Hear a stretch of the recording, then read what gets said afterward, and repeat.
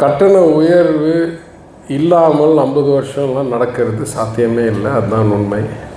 ஆனால் எப்படி உயர்த்தணும், யார்கிட்ட உயர்த்தணும் என்றது இதே நியாய அடிப்படையில் எப்படி ப்ராப்பர்ட்டி டேக்ஸை பணக்காரங்க இருக்கிற இடத்துல கூடுதலாகவும் ஏழைகள் இருக்கிற இடத்துல கம்மியாகவும் ஏற்றின பிறகும் சென்னையோடைய ப்ராப்பர்ட்டி டேக்ஸ் சராசரி பெங்களூரோட 45% தான் இருக்குன்ற அடிப்படையில் இதெல்லாம் ஆய்வு செஞ்சுட்டு தான் பண்ணோம். அதற்கும் அதுக்கு மேலே என்ன செஞ்சோம், 15வது நிதிக்குழுவால் அவங்க ஒதுக்கின நிதி எந்தெந்த மாநகரங்கள் அவங்களுடைய சொந்த வருமானத்தை அதிகரிக்கிறார்களோ அவங்களுக்கெல்லாம் கூடுதல் மானியம் என்ற அடிப்படையில் அதையும் கைவிட்டக்கூடாது. ஏன்னா போன ஆட்சி காலத்தில் தேர்தலே நடத்தாமல் இருந்ததுனால கிட்டத்தட்ட 6000 கோடி இழந்துட்டோம். 6000 கோடி மாநகராட்சிகளுக்கு, அதாவது லோக்கல் பாடிஸ், பஞ்சாயத்துக்கு மாநகராட்சிக்கு போக வேண்டிய பணம் 6000 கோடியை தேர்தல் நடத்தாததுனால், உள்ளாட்சி அமைப்புகள் இல்லாததுனால் இழந்துட்டோம்.